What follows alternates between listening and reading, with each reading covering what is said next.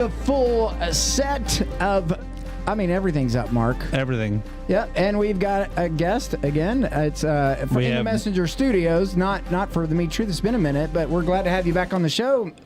Representative Nancy Tate.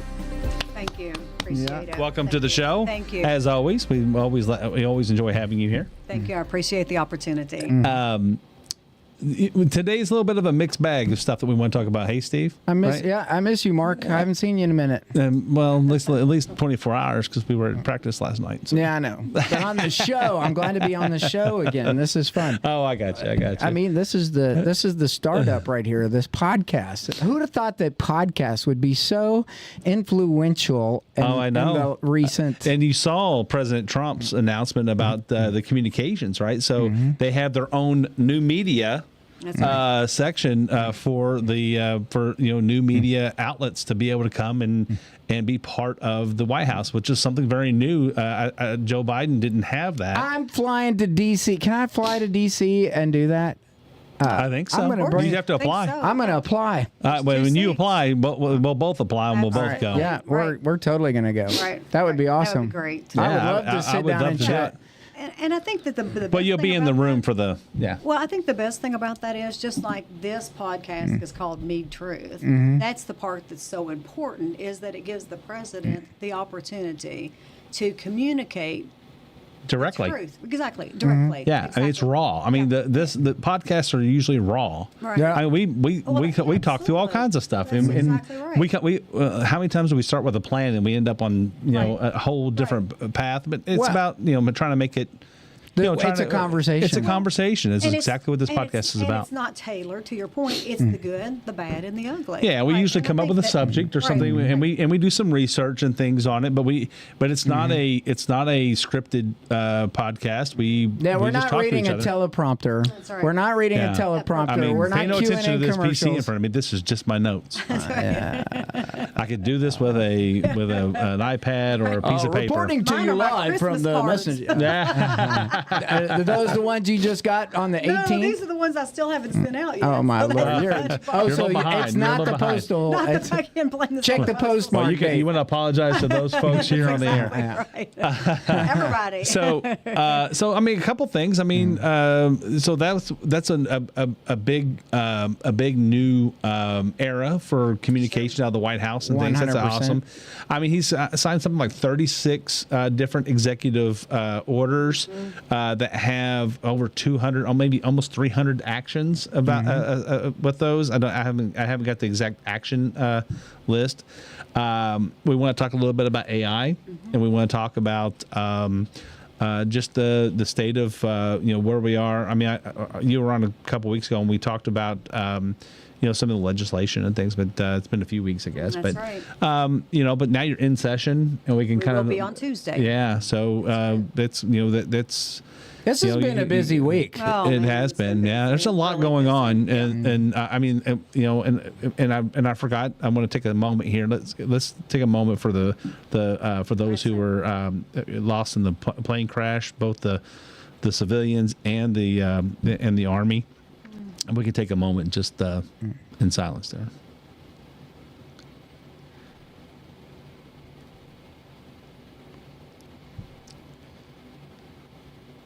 Okay, thanks, guys. I just think it's important that we remember those things. 67 souls were lost. They're going to, and we can talk about the president's reaction to that a little bit. I think that, some people are getting onto him about the speculation and things, but I think that what he does, I think it's refreshing to me that we're not just getting somebody to stand up there and give us the dance that you get when these things happen. Right.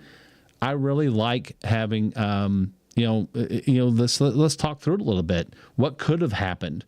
And he came out and said, "Hey, this is, he goes, we don't know what happened." He says, "But we're going to talk a little bit about what we think might have happened." That's right. And I think that's okay to do that as long as you express it that way, Right. and that people know that you're, that he's there's still an investigation going on. It's going to happen, and I mean, there's a lot of stuff that's come out. You know that that looks like the helicopter might have been flying higher than it was supposed to. Its ascent was a little bit out of tolerance, out of the norm. Yeah.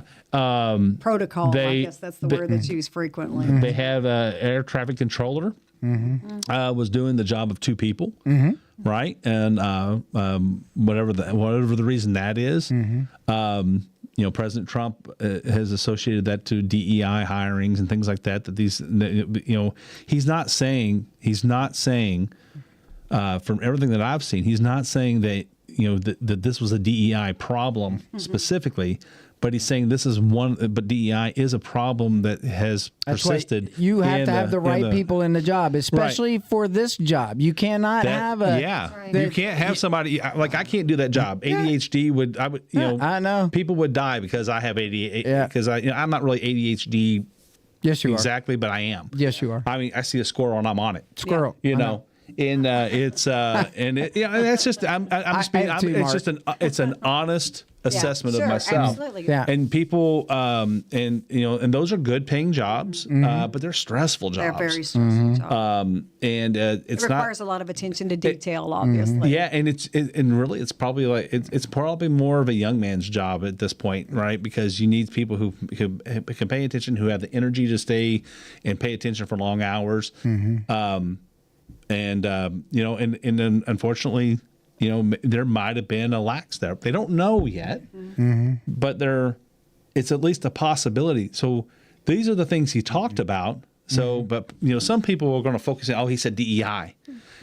Oh, he said the aircraft. You know, the aircraft. I know they attacked him. They said, "Are you saying that the reason why this crash occurred is because the person that was operating the tower was hired under DEI?" He said, "No, that's not what I'm saying." No, he specifically said that's not what I'm saying. This is exactly why we need to have the right people in the positions that do this job, and we need to make sure that we have recruitment for all the jobs to be filled. Yeah, and it maybe they got to pay a little bit more, or you got to figure out. But I mean, he's saying everything's on the table. Absolutely. And so, and again, that's not what we really wanted to talk about completely tonight. But it's good to note, and I love to see the reaction. It's fast. It's it's consistent, and it's. He looked at that reporter and he said, "You know, you're better than that. You shouldn't. You should be ashamed of asking that question when that was approached with him. That's not what it." Yeah, it's a matter of matter of fact. It's a matter of fact, and it's like, you know, take for instance the thing with Colombia. Oh, absolutely. Right? I mean, I saw Marco Rubio's. He had I think he was on with Megyn Kelly, and she did not. It was his first interview, and during that interview, they talked about the Columbia. Did you see it? I did. I mean, that and was it's like amazing to watch that unfold. It was, and he was like, amazing. he said basically we had an agreement with Colombia that they would take their expatriates back, and so we put them on our airlines. Which the media made a big deal about that. Oh, why are you using military planes? Like we're taking fighter jets or something and dealing with this. We're taking C-141 holds a lot of people. Yeah. So yes, the military is paying for it. We're not going to the media wants to know why we're not. The media wants to know why we're not paying a commercial airline to deal with this and to take that money when we already have air. You know, it may cost more. But it's going to get done. The military is going to get it done. It's actually much more cost effective. Yeah, in the end, it is. They say that to operate it is not as cheap because of what other systems are. The fuel usage. I don't know. Get into all that, but the point is that we said, okay, we're going to do this. We're going to take them back. We took them back. We started taking them back. One plane was almost all the way there. The other plane had just left, and they said, the president for whatever reason said, no, we're not taking them. The president of Colombia, and so they contacted President Trump. President Trump got on the phone within 6 hours. He said no, and now you're going to come get them. and they came and got them with their planes. So that's Hey man, you just created the pathway for picking up the rest of them, and now you got the tab. That's Good job. exactly right. Yeah. Absolutely. Yeah, I mean that's the point. It's like Holding people accountable and having backbone. Yeah, and it's like accountability is a big deal. I mean, it's the thing that's missing out of a lot of, not just in government, but in regular business anymore. People don't get people don't hold their people accountable. They don't hold you have a process or something going on, and you don't. And enforce it. And you don't enforce it, then guess what? You don't have a process. If you don't enforce the process, then you don't have a process. That's like shout out on Nucor. In Nucor, every time you talk about them, it's about their safety standards. Yeah. You will lose your It's job. their number one thing. That you will is lose their, your job. Yeah.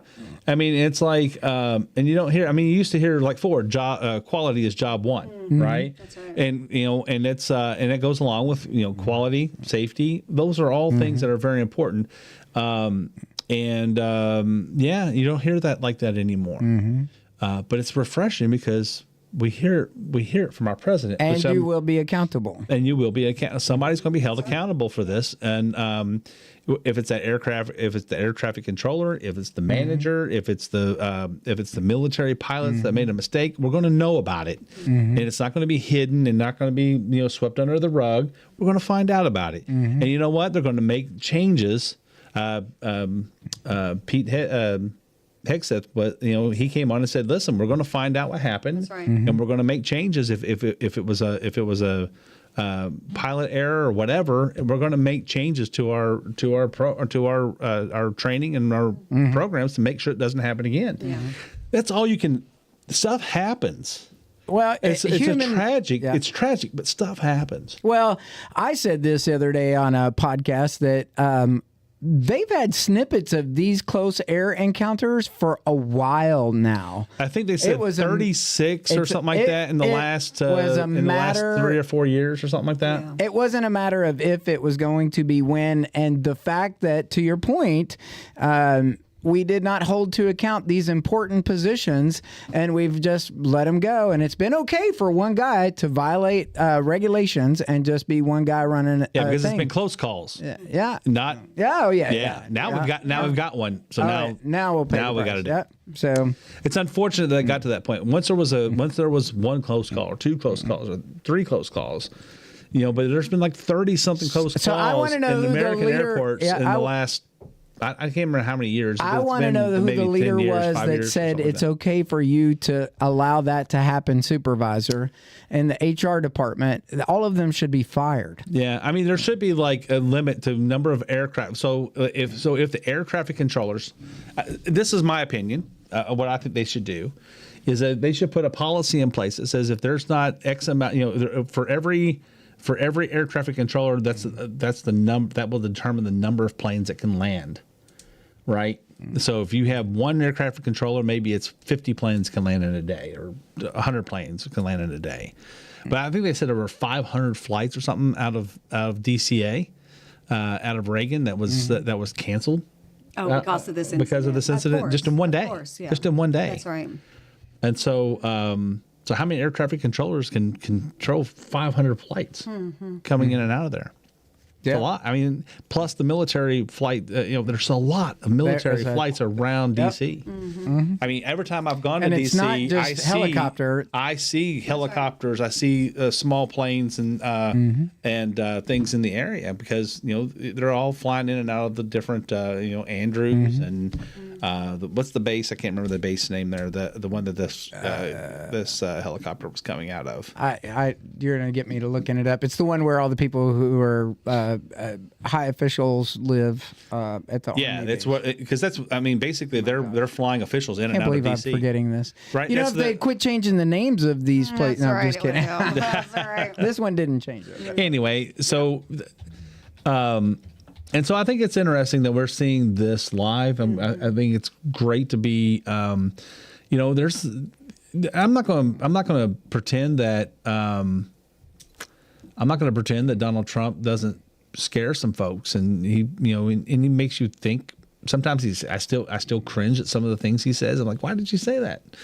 I don't know why he's still on Joe Biden, right?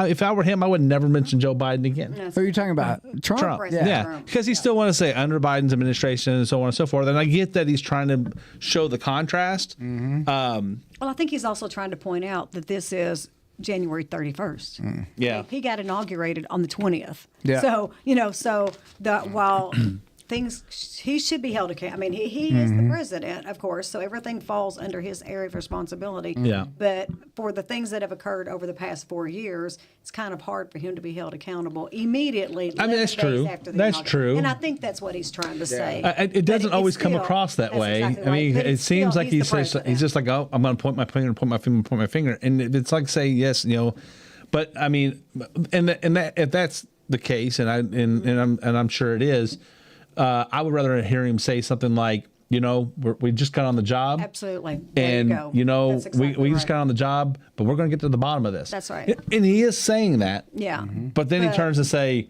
under Joe Biden, it was wrecked and stuff. And I get it. Yeah. He's going to, he's been through a lot in the last 4 years. 4 years, 8 years 8 really. years. Yeah, that's all right. And so, he gets to toot his horn a little bit, and that's okay. But it's at the same time, it's like, let's just move on and go forward. Yeah. And I'm but I'm okay either way. It doesn't. I just when I hear it, I'm like, oh, that's just going to be a talking point. It's going to be a talking point. So we talked a little bit. So Nancy, I've been hogging the air here. So what is it? Is there anything you wanted to bring up or talk about specifically, or? Yeah, well, one of the things is we've talked about just a little bit before we went on the air, and I'd like to make sure that everybody is aware of it, is the 2025 General Session, a General Assembly has started. Yeah. So we actually went into session. It's our obligation, constitutional obligation, to go into session the first Tuesday after the first Monday of the year. And so we went into session the first Tuesday of the first Monday of the year, which I think was the 7th. We spent 4 days in January, and then we adjourned, and then we'll go back into session on the 4th of February. And Okay. so And that's just you all spreading out because you have until April something. March 30th. March 30th It's is a short year. It's a March short year. 30th. Yeah. That's correct. Yeah. And so to me, people are like, well, what in the world? Why did you do that? Why did you take that 3-week break? To me, it's absolutely the best session that I've ever had. There's so much to read. There's so much to read. There's still so much preparation.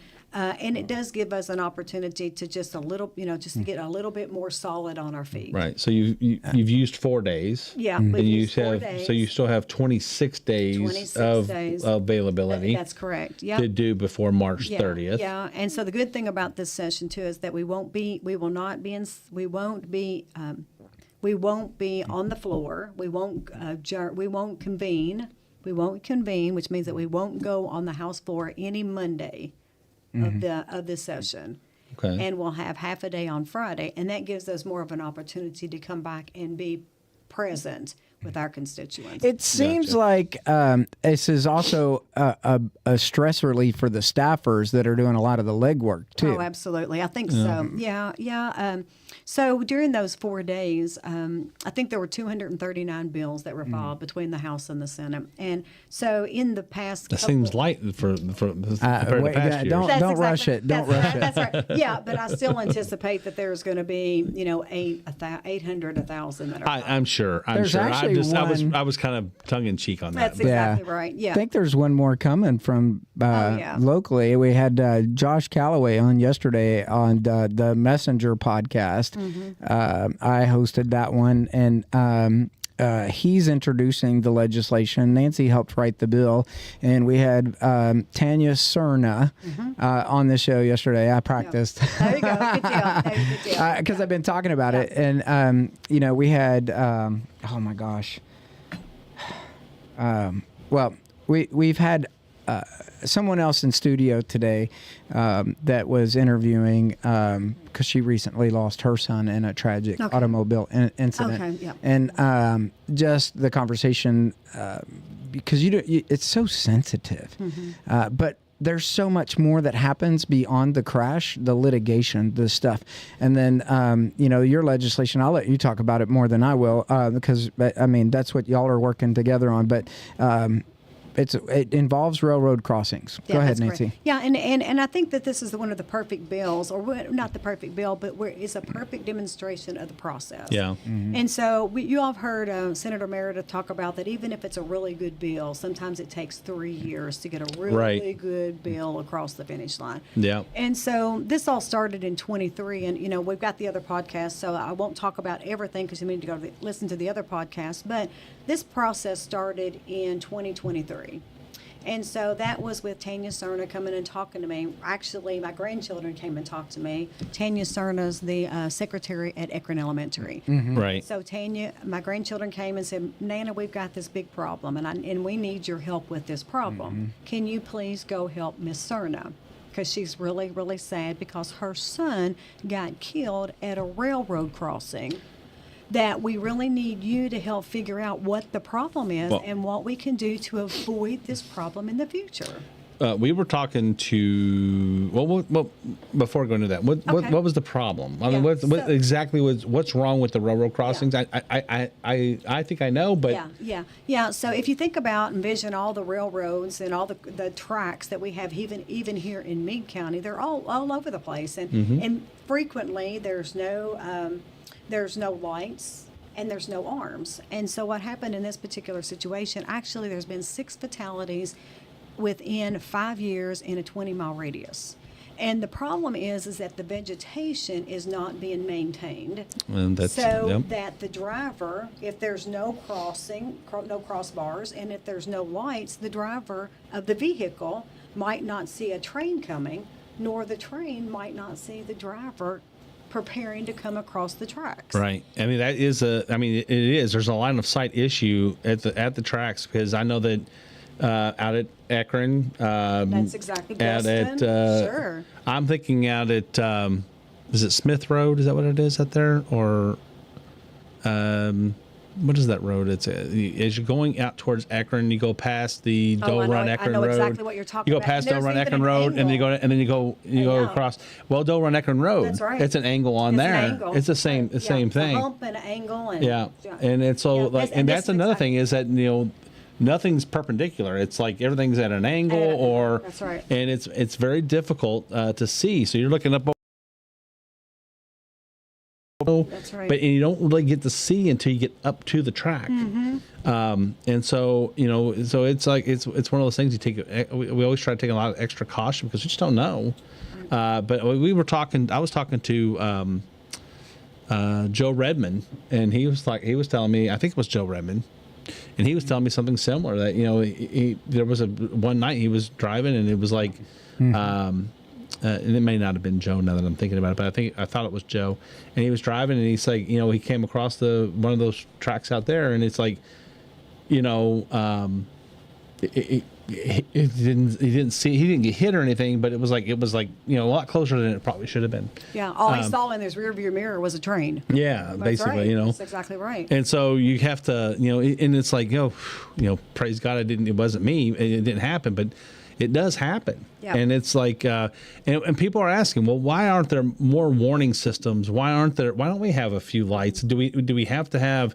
Does it really require that we have a full, railroad crossing, ding, ding, ding, or can we at least put up a red light or with a sensor somewhere that says something's coming? Yeah, and this problem actually kind of reminds me just a little bit about the problem that we were talking about earlier with this aircraft. Anytime that there's an incident with an aircraft, there's a long, thorough evaluation that's done. Well, the railroads did exactly the same thing. They realized that they have safety issues because they're, all across the United States. So what they did was they wanted to improve their obviously corporate visibility. They wanted to improve that by being perceived as being safe. So they did this long study. And from 2001 to 2005, there were like almost 700 accidents that were train and a vehicular accident. And 40% of those were actually calls from vegetation not being maintained. I see that a lot. That's right. I think that would definitely be a big help if you had clear line of sight for, say, like if I'm approaching within, I would say you almost need to have clear line of sight within the first, within the last, tenth of a mile or something like that, and so that you can see at least maybe a mile up the track. I mean, I don't know what the rule should be. Yeah, that's right. But something like that would say, I have to be able to, because you need to be able to, whatever the stopping distance is, basically what you would consider at a red light. That no, that go no go zone. That even though you may be going too fast to be able to get through the, to stop in time for the light. So you should go on through. That's right. That type of thing. So you need about that distance basically before the tracks, before you even get close to the tracks. Right. But yeah, so that's a good bill. I mean, Absolutely. it really is. So the bill is to try to legislate the vegetation removal. Who's responsible? Okay. And then to make sure that there's a person that's identified who's responsible, and then there's an investigation. So somebody that's supposed to follow up to make sure that the person who is responsible. Accountability. That's exactly right. So it's perfect. Responsibility, accountability, and then if the person who's responsible is not doing their job, then what are the consequences? And who's responsible for removing the vegetation? Is it the railroad? Yeah. So in 34 states have actually figured out how to address this problem. So the Federal Railroad Association or Administration, the FRA, actually came in and provided model language. And so 34 states have figured out how to do this, and Kentucky's one of the last states to figure this out. Gotcha. So I know like the you'll see the utility companies and stuff. They'll come out and clear and kill the vegetation on their on their lines, on their right of ways. That's exactly right. And that's the same thing. That's exactly right. Yeah. So the whole point is that. So I reached out to Congressman Guthrie, since this is federal. It's a federal issue. Yeah, it's a federal issue. It really is. Yeah. So I reached out to him, and he and his staff actually provided a lot of guidance in this regard. Mm-hmm. So what we did was I filed a bill last year. It was a House Bill 315, and that's kind of sometimes when you throw those bills out, it's like, okay, so here's the best bill that I can think of right now. Looking at our neighbor states, or looking at some of the states, I think it was. There were two states, I think it was Texas and Ohio, I can't remember, but they were the last ones that had filed this legislation. So I looked at those, modeled after that, and then the 4 railroads that actually operate here in Kentucky came back and said, so we need to look at this, Nancy. And besides that, we are on a very tight budget. And if you just think about how much it costs to mow your yard, how expensive it is, and what an obligation we're asking them to do. They're not saying we don't believe that we need to, but we can't afford it. And so working with our leadership in Frankfurt, we put in $230 million in the budget for the railroads. So...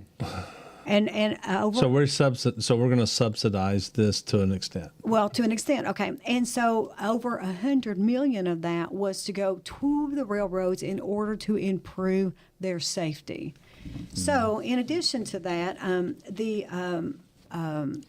there's a federal grant. But are you all very specific in the language of what they can use it for? Well, because if you just say safety, that's correct. Yeah, and it was to help the conversation with the railroads instead of them going, no, we can't do this because we don't have the money. Okay, now we've got a line item in the budget to help you with this. Now what's the next problem? Yeah, okay. and so now the specific language. So what was interesting from the conversation last night was after all of the litigation, nobody's responsible. The county's not responsible. The railroad's not responsible. This bill would say, it's like, when we talked about the county. That's a big deal. Yeah, but you know how we talked about the county plan and that like everybody's involved, but nobody's accountable. Everybody's responsible, but nobody's accountable. This will give the government the ability to hold accountable the appropriate responsible parties. And so I thought it was a great conversation last night because it does allow in her specific situation where there's litigation, that has already been. I mean, the case is already. Case is done. Case is done. closed. But without specific responsibility or directive, no court can hold anybody responsible. The driver was going the speed limit. All of the things were in place. But if this blind spot would have just been cleared up for vegetation because of the traffic flow, it would have easily alerted the train. Yeah, but if there's already a is there not a responsibility? There's not a responsible person. There's not a. It's not the railroad. It's not the county. But I mean, nobody's claiming responsibility. I get that, but somebody. I mean, there's nothing in the law that tells me that I have to do it. If I'm the county, there's nothing that says I have to do it. I'm not spending my taxpayer dollars. It shouldn't be the county. It should be the rarawroad. The railroad should be responsible. Yes, the railroad is transgressing across our county. They want that right of way. But there's no we give them that right of way. Language. They don't pay for that right of way, do they? No. They right? They bought the land, the easement. They bought the easement. Right. I get that. So. They have this easement. They're coming across, and we need to be able to come across roads. We could, because it could be a lot more expensive for them to have those railroad tracks there if we force them to put tunnels and overpasses over every railroad track. Yeah. I mean, but just I'm with you. that would be an Right. extreme. That would be an extreme. But I'm not asking that. Okay, here's the other thing, and I talked about this a little bit last night as well. So and I gave Steve my copy of my Constitution, but I brought the Constitution of the Sitting here with it in my hand right now. and the Constitution of Kentucky. And if you look at those two constitutions, This is the U.S. Constitution. the U.S. has 27 sections. Yeah. And if you look at the Constitution of Kentucky, it has 268 sections, of which Well, I mean, that's the way it's supposed I know. to be, though. Well, but- I don't know if it is or not. It To is. which- It to is. which, Well, to our which a country is significant- 250 years old because of this. to which a significant Yeah. portion of the Constitution actually is to protect railroads.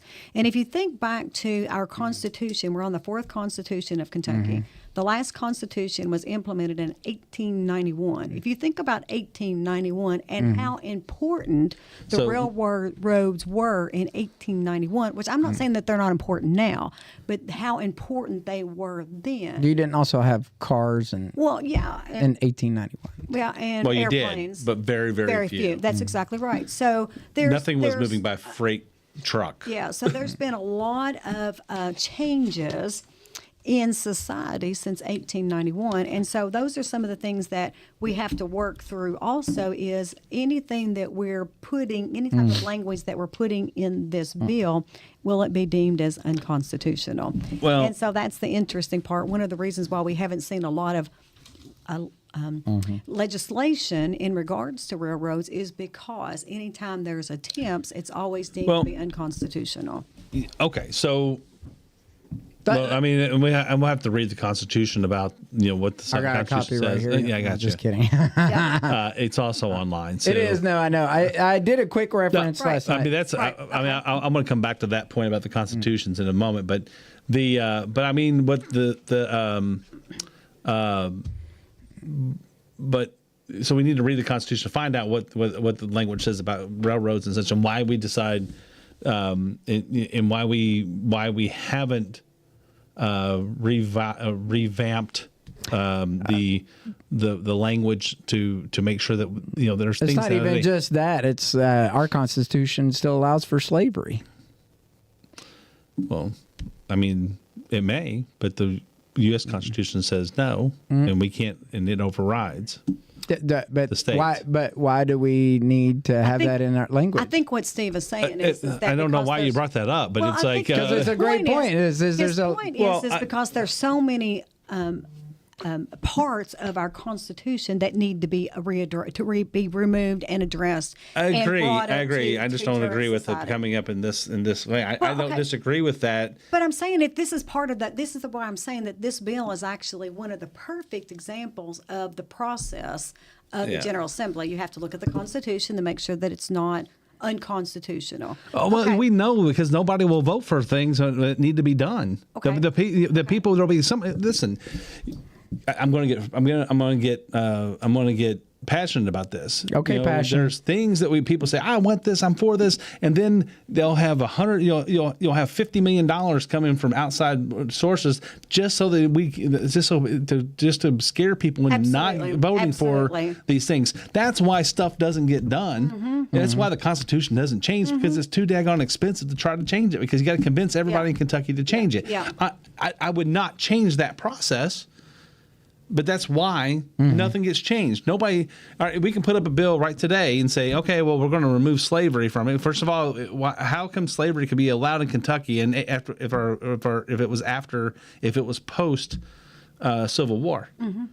So how does that even come about? Because nobody should have had slavery allowed in Kentucky, in any state, after the Civil War. Yeah. So somebody decided in our last Constitution. So when you say it's the fourth Constitution, and I don't know the history on this. So I can help you. what's the history on? Yeah. When you say it's the fourth Constitution, did they wipe out the entire Constitution and build a new one? Yeah. So in Section 258, I think it's Section 258 of the Constitution, it talks about the process for modifying the Constitution. And within the process there's it's called the Convention of the Commonwealth. Yeah, I mean, it's like a convention of states. That's exactly right. Yeah. And I so, get it. and so all four of the constitutions have gone through the Convention of the Commonwealth in order for the new constitutions to be put into place. Okay, so how do we enact a constitution? A convention of the Commonwealth. Of the Commonwealth. Yeah. How do we enact that? Yeah. So How do we start that process? Yeah. So what is required is that, and I don't have my notes in front of me, so I might be a little bit rusty. That's okay. on this. Give us the general. Yeah. General. So what you do is that the House and the Senate will pass resolutions, and those resolutions will be very specific, and they will call for a convention of the Commonwealth. And then what has to happen is there has to be a significant amount of communication, so that let's just say hypothetically that we're going to do it. 2025, you're going to see. This is hypothetical. 2025, you would see resolutions. 2026, you would see resolutions. And then what would happen is with the next, because we don't have any elections this year.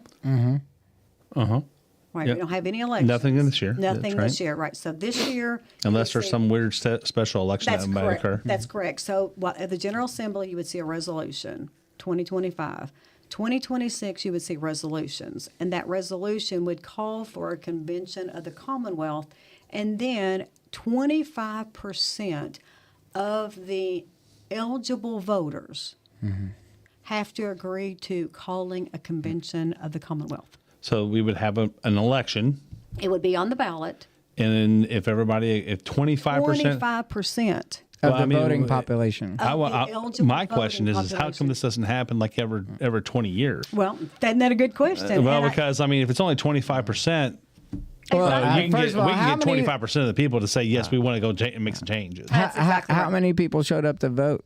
It doesn't matter. That's exactly It right. doesn't matter. It's only 25%. Right.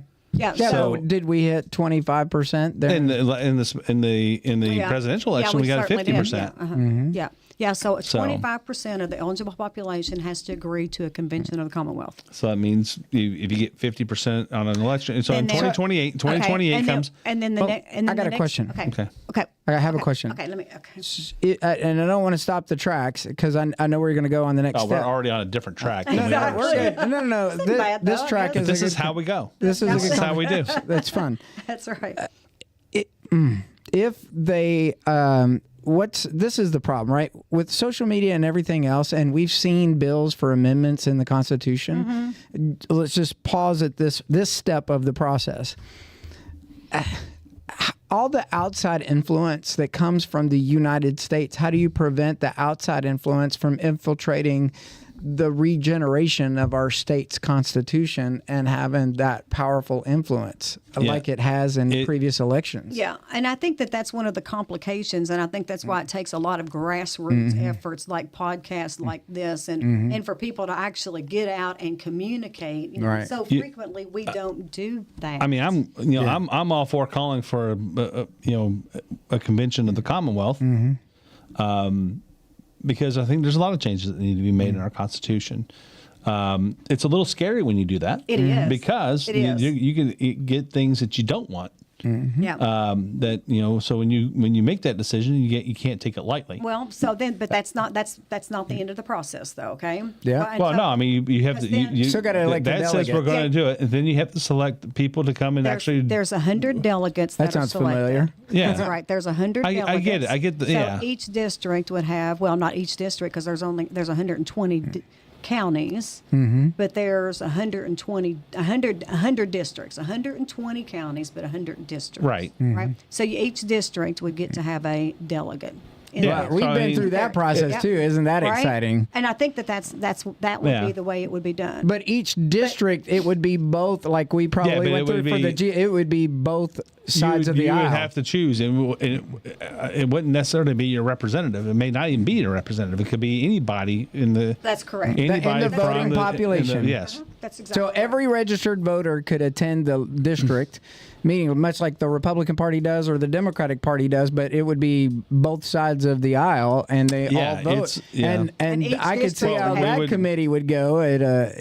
Well, we would go vote for a delegate, and so I'm sure that there'll be a list of people, and then we choose one. It may not. There may be 50 people on that list, possibly. I don't think there's a primary for that.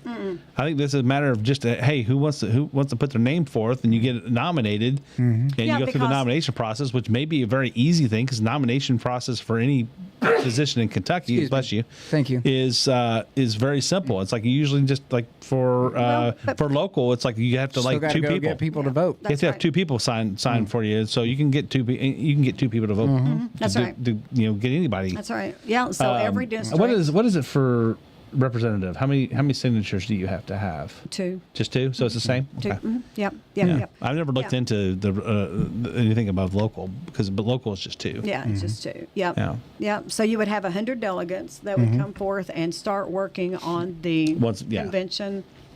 They of would the chart states, a the draft. Commonwealth. They That's would- exactly they would what the draft the new That's Constitution. exactly right. And so then what would happen next is they would draft the next Constitution. And then in theory, then what they would have to do is then they would present it to the voting population. Yeah, and then again. and if it's ratified, That's what is it? 60% of the voting population. Has to approve. 60% of the voting population has to approve the proposed Constitution. Yeah, I mean that might be a number hard to get to. No. 60% 60% of of the- the voting You're population. talking about the when they vote. Yeah, not eligible. Not eligible Just voters. Okay, voting. those of So- the population voting that day. Yeah, so if 10,000 then, people, yeah, 10,000 people come out and vote, then that's ridiculous. But only 60% of the 10,000. If 1,000,000 come out, then only. I mean, you would 60% have. of I mean, the that, million. the 600,000. 60%. The 60% means that you have to have. You have to If have 10 people voted, 6 people have to say yes. You would have to have like every Republican and 80% of the independents, right? Vote for it, or Well, I mean, it or depends. 10% of the It depends- Democrats, it or something depends like that. It depends on how you portray this. Okay, let's just say that this new Constitution removes slavery. I mean, I would think that. Well, yeah, but there's a lot of parts. but you of can't our just do one or two No, things. no, It has to be I'm the saying- entire Constitution. Well, I It know, has to but be- I'm saying You say, that oh well, this will here's- stay. That'll go. But Wait, that's what you would have to do. You would have to put together your communication plan and Yeah. communicate all. Oh no, the I reasons why I understand this- that. right. I understand that, but you still got to get people to vote for it, and there's going to be people. This day and age, we're so segregated in our groups, right, between Republican, Democrat, and then non. I don't disagree with you, Mark. Everything that yeah, you're bringing and up are the so things that we would have to. But It would be that would be the battle. I think it would be worth having the battle. I think it would be too. Absolutely, to bring Kentucky up to. I mean, this is 2025, Well, and to bring our Constitution up to where we're. I dealing agree with something that. in I agree with that. 2025. I'm all for it because I think you have to do a revitalization. You have to look at things from scratch sometimes to see because again, it wouldn't even mean that the Constitution would change. It just means there's an opportunity for it to change. Absolutely. And if people don't vote for it, then it doesn't change. It stays the same. But you got to be careful there. As long as there's a good give and take between the different groups and things, and maybe we say one of the big things would be that we would want the abortion question to be answered. Maybe in the Constitution. Sure. We would want that. I mean, I'm just saying from our side, from our perspective, we would want the question answered for sure. Or more information and more That's what I'm saying. That's exactly what I'm saying. Life, liberty, and the pursuit of happiness. That's exactly what I'm saying. Exactly we would right. define things. That's correct. We would not necessarily say an abortion is illegal in the Constitution. Well, nobody would have ever had a thought of that when they wrote this Constitution, because that's not something you just. Well, I mean, that's not true. Well, no, I don't. I mean, it's true, but it wasn't like an everyday thing. But it was. I mean, they have laws on the books as far back as that. 1910 is the first law in Kentucky. No, I'm not in Kentucky. I'm talking about anywhere. I'm talking about anywhere. It's 1890s or something like that, right? You're taking me out of context. What I mean is, abortion clinics didn't exist back in the day where it was publicized. We have solutions for you. Nobody did that. State and federal dollars were used to support that. No, but abortion was at least a concepted thing, right? It was a concept of abortion, it wasn't what it is, promoted and it for was profit. and it was put down as illegal in some instances in some states as far back as the 1890s. But it is a. But I'm just talking about that's the conversation that would end up happening. There's going to be big ticket items that we're going to say, we want to have this, we want to define this, right?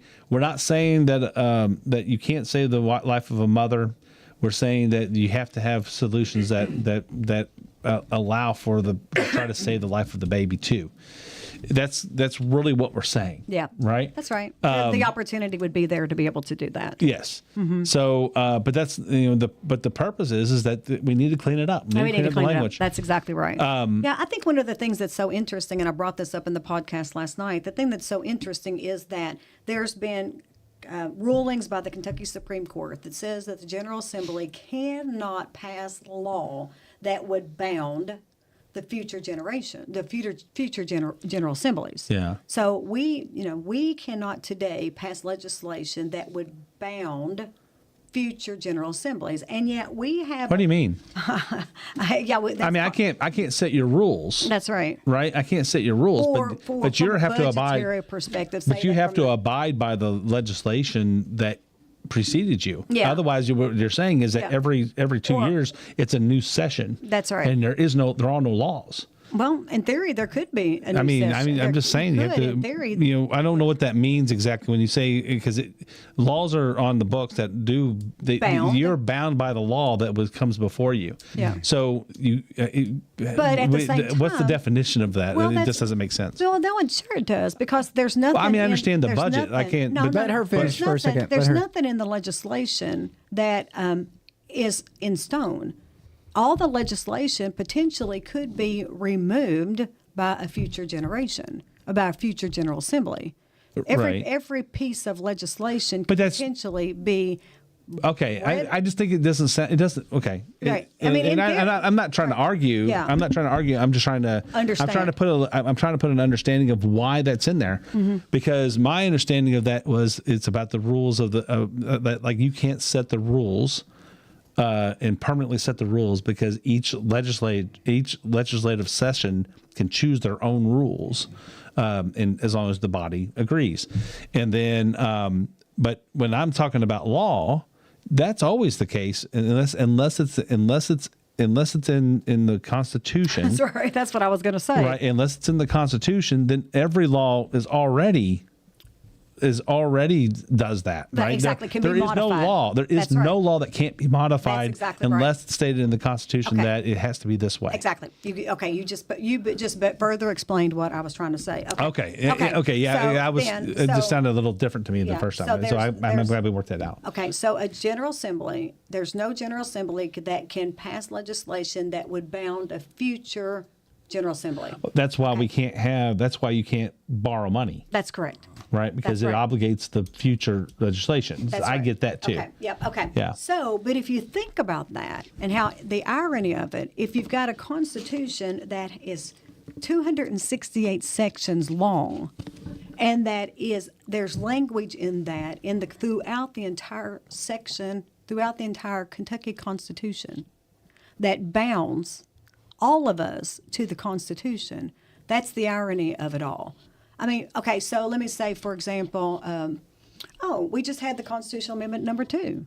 Yeah. And so Constitutional Amendment number 2 was to change the Constitution to say that You could legislate that money. could be allocated for something other than common schools. Yeah, I'm glad you brought Right. that up because Well, there's a big deal happening right now with both President Trump. That's exactly right, at the federal level, absolutely. And so, so again, you might see real federal law because our Constitution is only 27 sections, which gives them so much more latitude. And again, there's pros and cons to that latitude, but there's part of the cons of that latitude is whenever we're bound by things like not being able to spend money. But the federal government, the reason I got to say something. Okay. I got two tracks I want to go down, and I'm afraid I'm going to lose one. Okay. So the first one is on that line is that the reason that the reason the Constitution is only 27 sections, articles or what have you. Or that's not even 27 articles.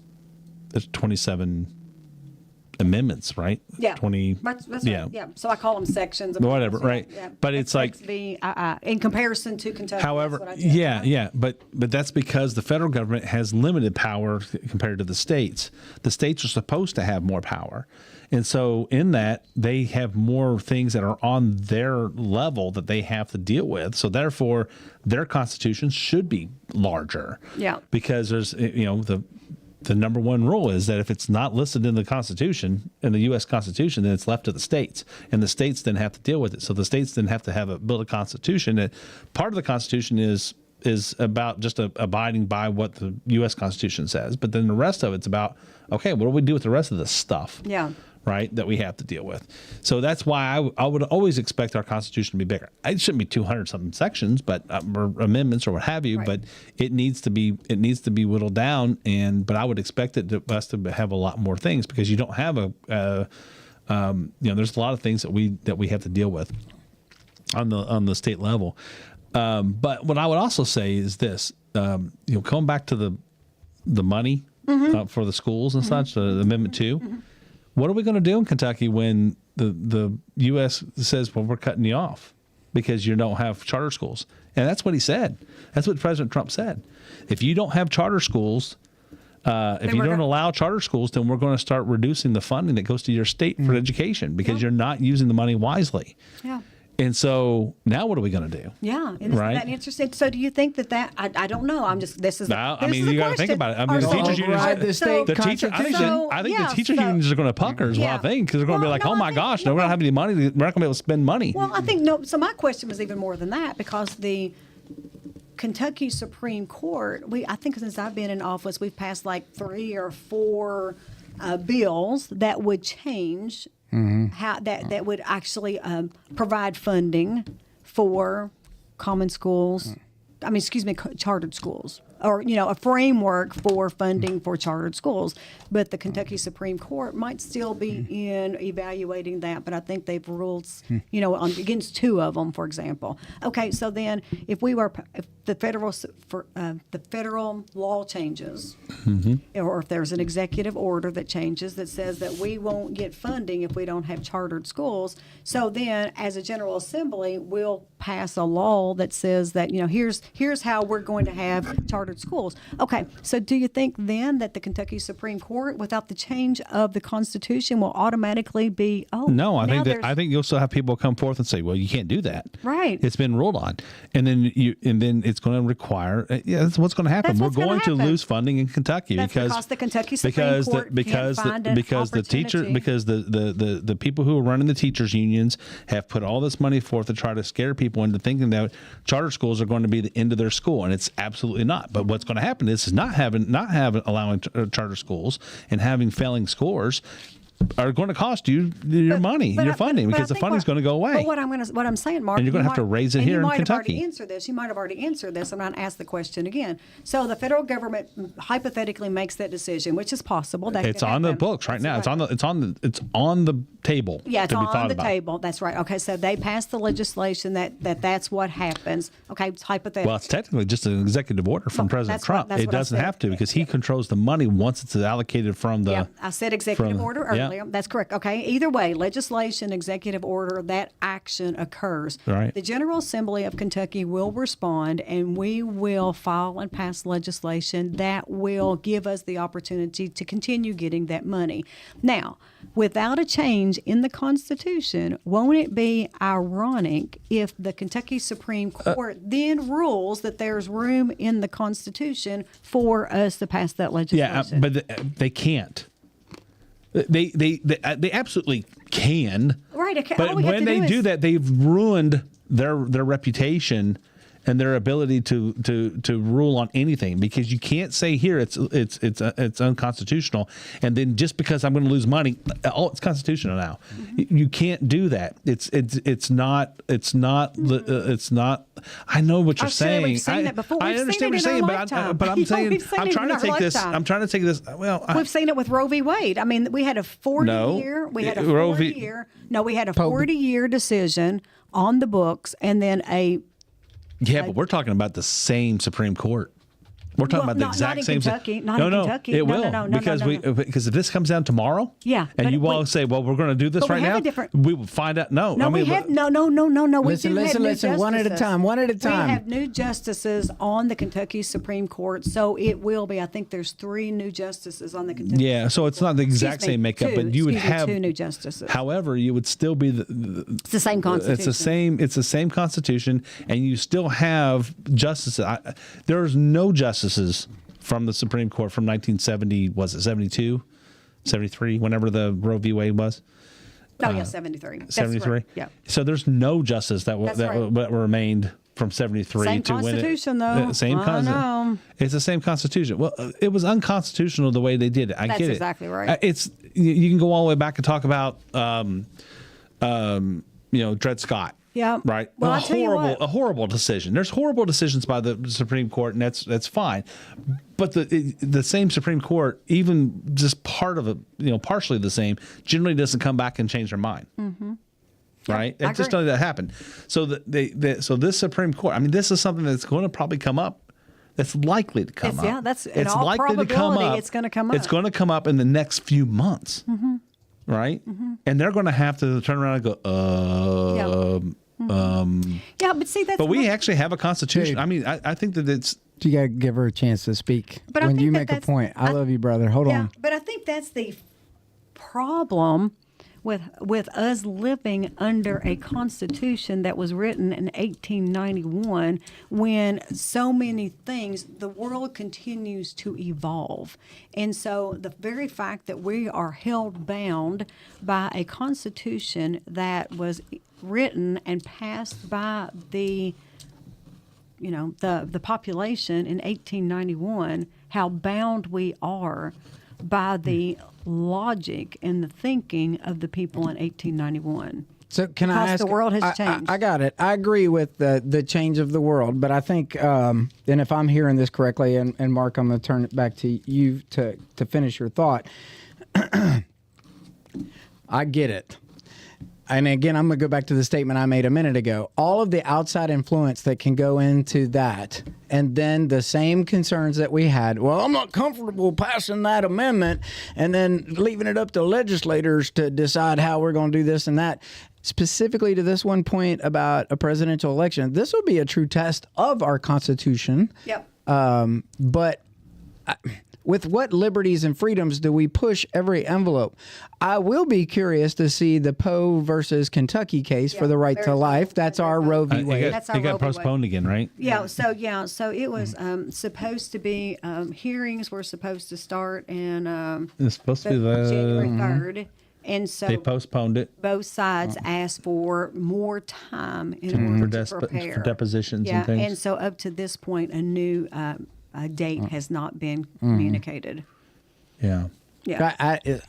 that challenge alone sets a precedent in our state. I'm curious as to how the executive order of Donald Trump to the Mark, the whole thought of if he does do that, we don't have legislation. On what?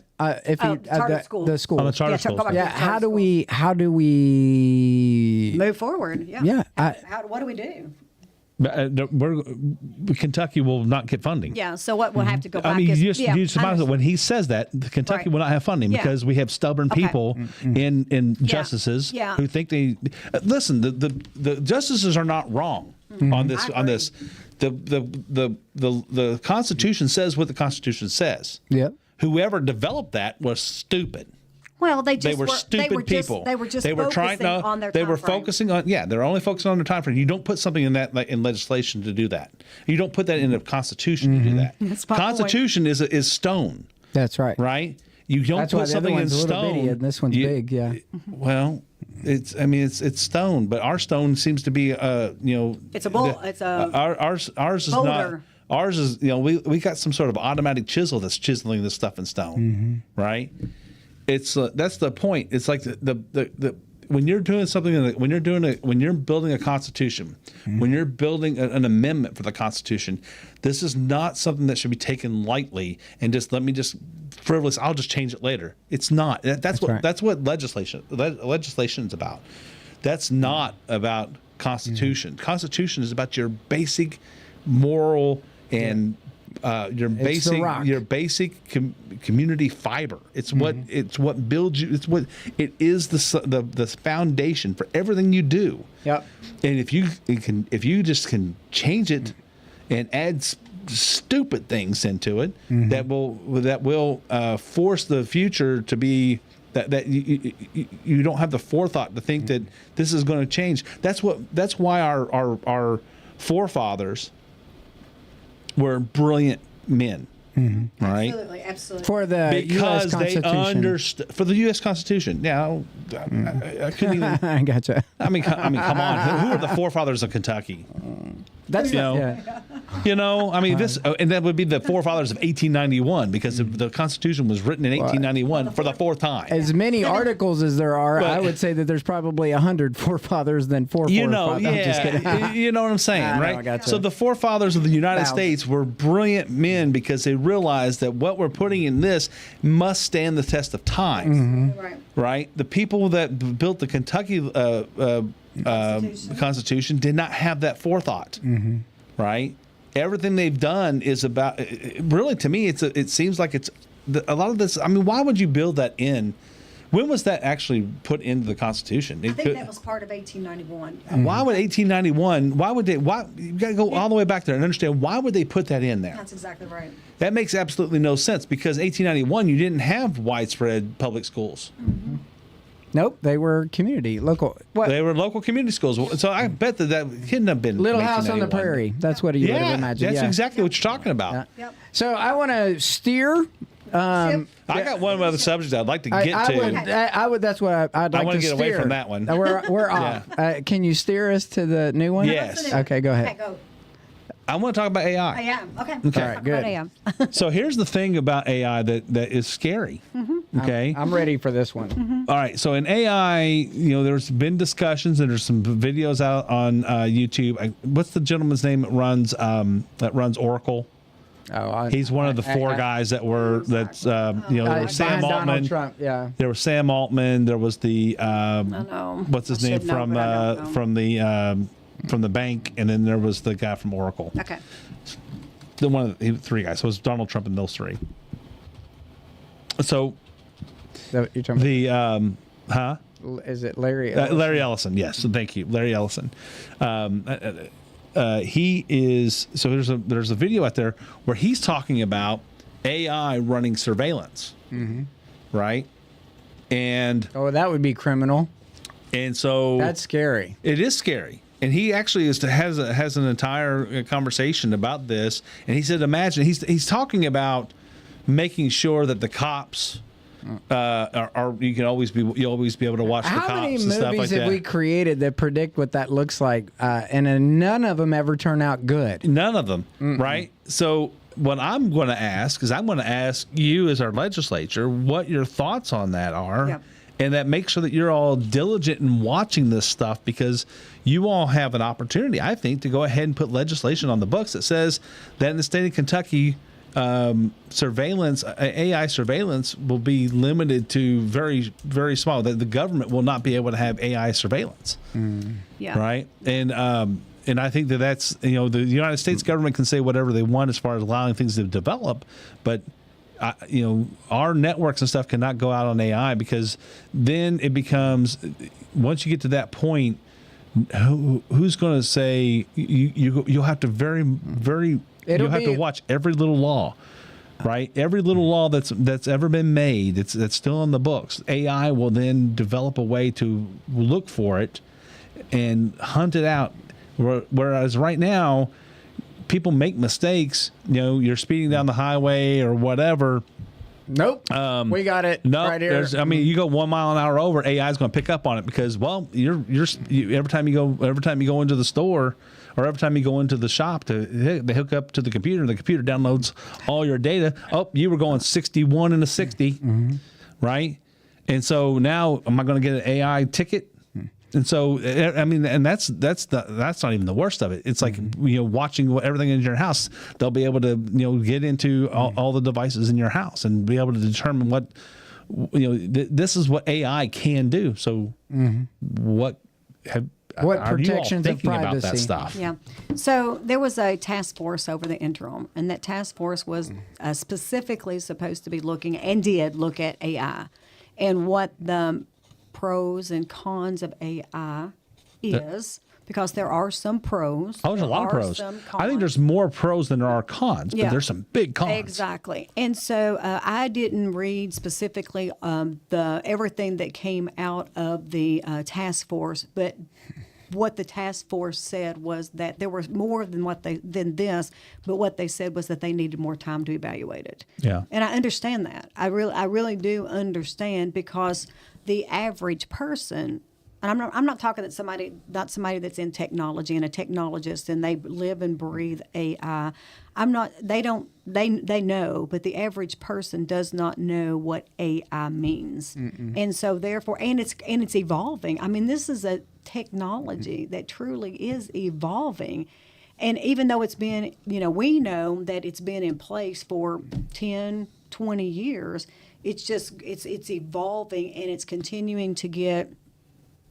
I mean, it's reached a critical point. It's reached the critical point. It's reached a point of criticality, but it's And I think it's your point. I think whenever the man from Oracle came in, and so what they've said at the federal level is that they're saying that the federal government needs to get involved. They're saying that state governments need to get involved.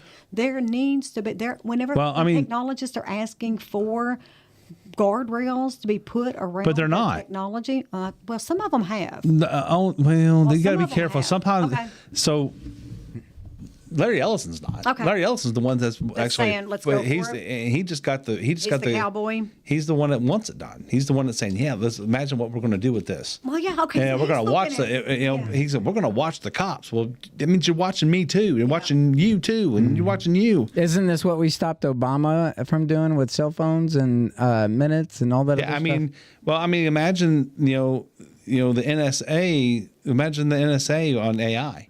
Right. I mean, I'm not saying that it's probably already have AI, but but can you imagine if they because something's already sorting through this. It's not humans sitting there sorting through all the data.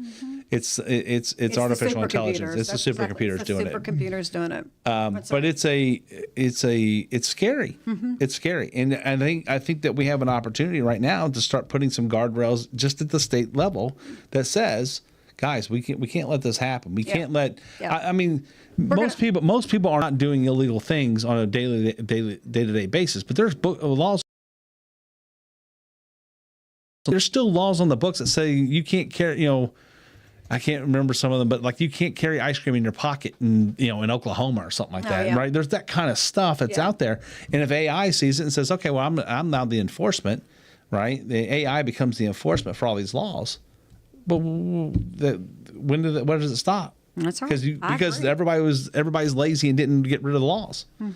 So now the same, it turns back to what we were talking about earlier with our Constitution and the laws. But AI now is going to be able to enforce those laws if we don't put restrictions on it right now. That's exactly I don't want law enforcement to have just open AI. I'm not saying they can't use AI tools. I'm just saying, to be able to investigate, but there needs to be something occur. You can't, we can get into, the whole pre-crime thing. Well, you were going to do that because AI predicted that you were. Well, no, until I commit a crime, I didn't commit a crime. I agree with you, Mark. I totally understand. There is a lot of concern, absolutely. And I think the problem is that, especially when you're a technologist, which, I am by trade, we see and people get so excited about these things. It's new, it's exciting, it's sexy, and they just look at the good stuff. But you have to look at the possibility of the black hats, using it for wrong purposes. Until my son sent me that video from Larry Ellison, I didn't realize he had said that. I didn't either. And so I'm very excited for AI. Don't get me wrong, because there's a lot of great stuff. Because they're going to be, they want to be able to, treat cancer with AI. That's one of the big things. Well, but they also, that's the thing they're going to tell us up front. That's exactly right. But then there's other things in the background that, it's not just going to be that. It's going to be other things. So I don't want to take the guardrails down. I don't want to put guardrails up. For, you want privacy protection. I want privacy protections. I don't want you to be able to access I don't want the law enforcement to be able to access every camera I have in my house, but that I'm using to try to protect myself.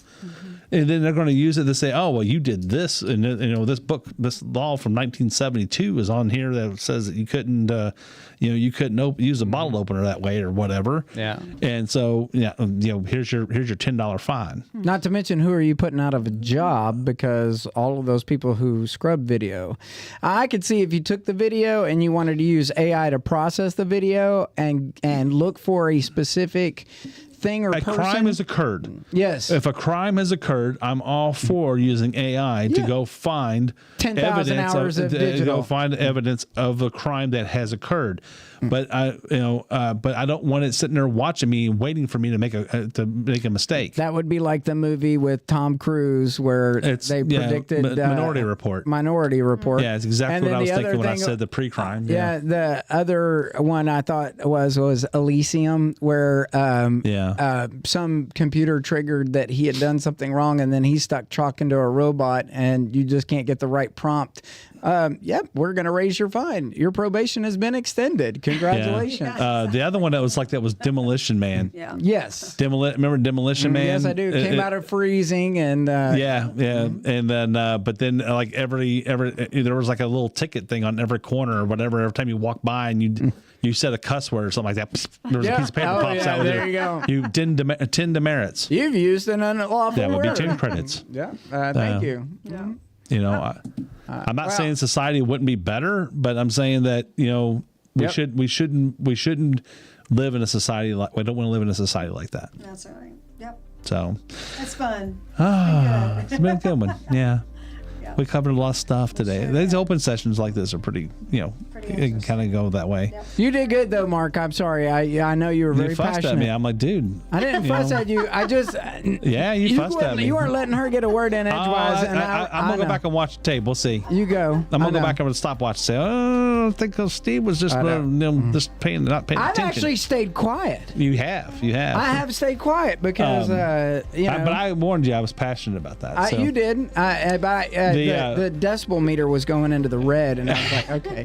Hold on. Anyway, guys, thanks for joining us today. I am so glad that we had this conversation. It needs to be had. Yeah, and there's going to be more. There's more of these that need to happen.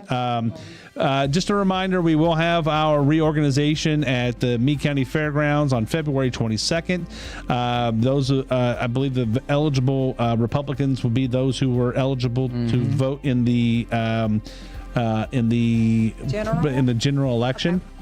And registration will be at 9 a.m. You'll go to we'll do the precinct meetings will be at 10 o'clock, or as soon as all the registration's over. If we have a lot of people registering and it's going to go over, we're not going to start meetings without everybody being registered. We'll allow for that. And then as soon as that, about 30 minutes after that's complete, we have everything tallied up from the precinct meetings. We'll start the county meeting. So February 22nd at the fairgrounds and the Home and Garden Center, Home and Garden Building, and starting at 9 a.m.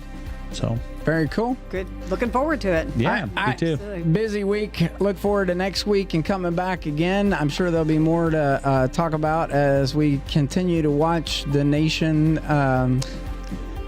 change. One thing's for sure. There's so much going on. It's like drinking through a fire hose these last 2 weeks, and that's why we have all this to talk about. That's so exactly I think right. it's a good thing. It's a good, exciting time. Yeah. Exciting time. I think they've changed it from the first 100 days to the first 100 hours. That's right. Yeah.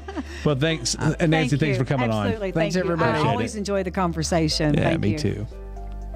Good night, everybody. Good night. Good night.